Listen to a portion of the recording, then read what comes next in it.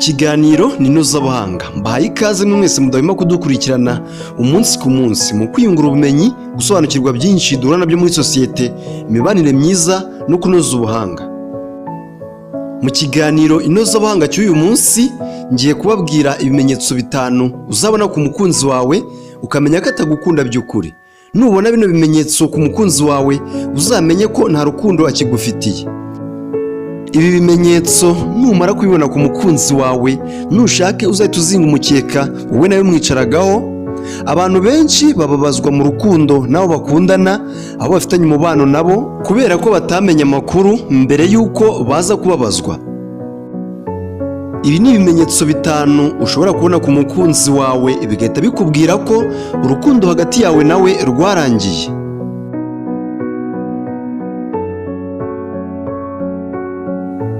Ikimenyetso cya mbere kizakugaragariza kandi kikakubwira ko umukunzi wawe atagigufitiye urukundo ni ugucika intege cyangwa kugenda gake kw'ibiganiro mwagiranaga.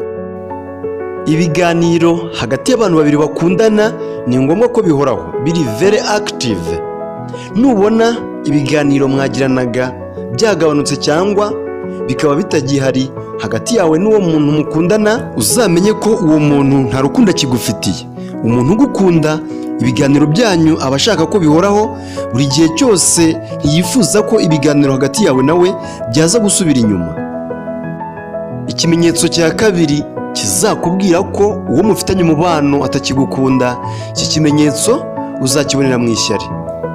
Abahanga mu by'urukundo bavuga yuko ikimenyetso gikomeye cyane kandi akaba aricyo gipimo cy'urukundo ari ishyari, aribyo benshi mwita gufuha. Igihe uzabona umukunzi wawe atagufuhira, nta shyari agufitiye, yakubona n'abandi ukabona ntacyo bimubwiye, iki gihe uzamenye yuko nta rukundo akigufitiye. Ikimenyetso cya gatatu kizakugaragariza ko umukunzi wawe atakigushaka, atakigufitiye urukundo, kigaragarira ku gihe. Umukunzi wawe ni ngombwa yuko aguha igihe, akubonera igihe. Nubona rero buri munsi ahuze, nta mwanya agufitiye wo kuba yakuvugisha cyangwa se ngo mwicare muganire, iki ni ikimenyetso gihagije kikwereka ko uyu muntu nta rukundo akigufitiye. Hari umuntu umwe yavuze ngo umutima ukunda ntabwo ugira kwisegura. There is no excuse in willing heart. Ku mutima ukunda nta kwisegura bibaho. Niba gukunda rwose agomba kuguha umwanya. Igihe rero uzabona nta mwanya agufitiye, uzagenze make kuko hari undi muntu afitiye umwanya ari wakunda. Ikimenyetso cya kane kizakugaragariza ko nta rukundo rugihari ku mukunzi wawe, umukunzi wawe atakigufitiye urukundo, kizagaragara mu kukwishimira. Umuntu ugukunda ni ngombwa yuko akwishimira, akumva yuko atewe ishema no kuba agufite. This person is proud of you. Akajyana nawe mugatembera, akakwereka n'inshuti ze. Umuntu utakikwishimira, akabona atagitewe ishema no kuba ari kumwe nawe, uzamenye ko uyu muntu nta rukundo akigufitiye. Ikimenyetso cya gatanu ari nacyo kimenyetso cya nyuma nakuzaniye uyu munsi mu kiganiro INOZABUHANGA, mu bimenyetso bitanu bizakugaragariza bikanakubwira yuko uwo mufitanye umubano atakigukunda, kigaragarira mu cyubahiro, mu kukubaha.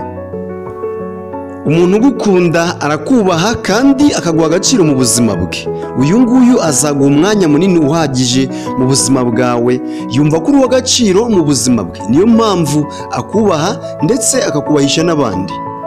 Nubona rero umukunzi wawe atakikubaha, ntanaguhe agaciro mu buzima bwe, uzamenye yuko atakigukunda, nta rukundo iki gihe azaba agufitiye.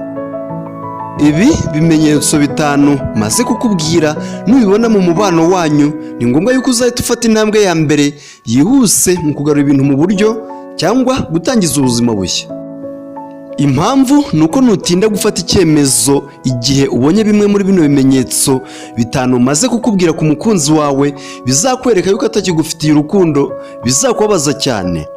Ndagushimiye cyane wowe twabanye muri kino kiganiro. Twandikire muri comment ikimenyetso ubona kiri hagati y'urukundo rwawe n'uwo wita umukunzi wawe. Nge ndi Jean-Marie Vianney Manizabayo, dukurikirana ibiganiro byose by'INOZABUHANGA.